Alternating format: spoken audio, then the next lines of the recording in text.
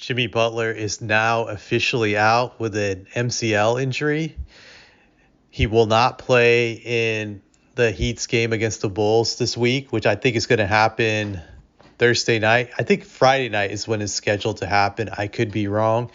But he won't be able to play in this play-in game that's coming up for Miami. This is a huge blow for the Heat because not only is he out for this game, if Miami potentially wins this upcoming game, he won't be available for the rest of the playoffs. So this is a devastating blow for the Miami Heat.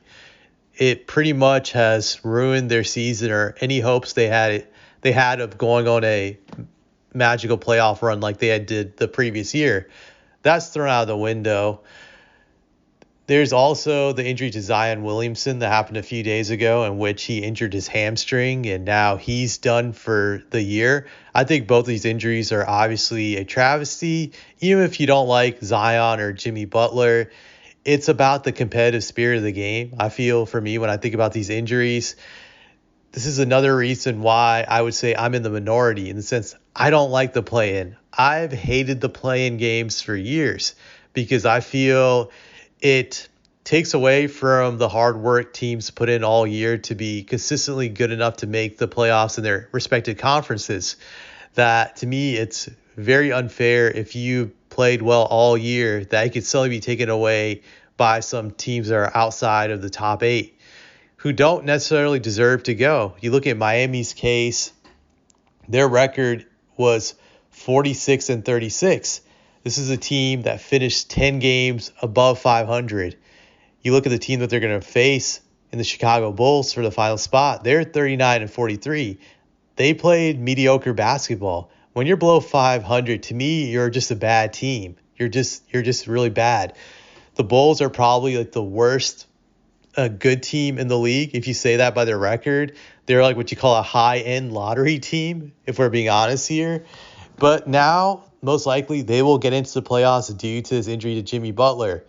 This injury could have been avoided had they never had this play game. I know some people will say, well, he could have gotten injured in the playoffs. It's very possible. That is true, but if you look at the way Jimmy Butler got hurt, it was more like a freak accident. And when you play more games, you're at risk for more injuries to occur. So that to me is terrible. I just feel bad for Miami in the sense that they had a solid year. 10 games above 500 is pretty good. Now that's taken away due to the play-in. They won't get in. Going to the other side of the bracket here with the Pelicans, they had a really good season also. 49 wins. That's nearly 50 wins. I feel a team that wins 50 wins, they're a good team. That's a sign of being a good team. I don't care what era of the NBA you're in. 50 wins to me has always been a measuring stick of whether or not you got a good team or just an average team. When you get to 50 wins, it's a sign that you have at least a good squad. Not guaranteed to win a title, but you have a good team if you got 50 wins.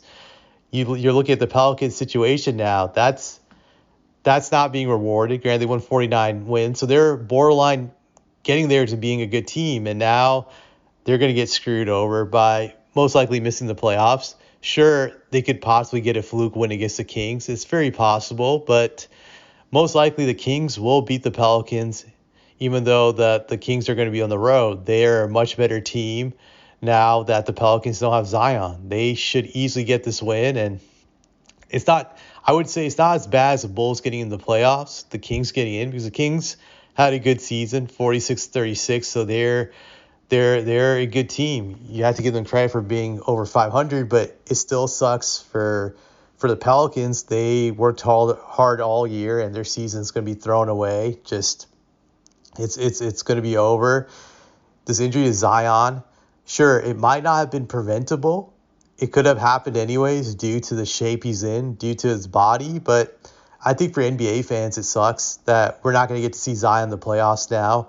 This injury could have been avoided had they not played an extra game, and this is what we're going to get now. Instead of seeing Zion, we're going to see the Kings in the playoffs. And the Kings, I'll say this, they are an exciting team, but I would have loved to see Zion in the playoffs versus either the Nuggets or Thunder. I think that would have been exciting to see the matchups between the bigs on either side.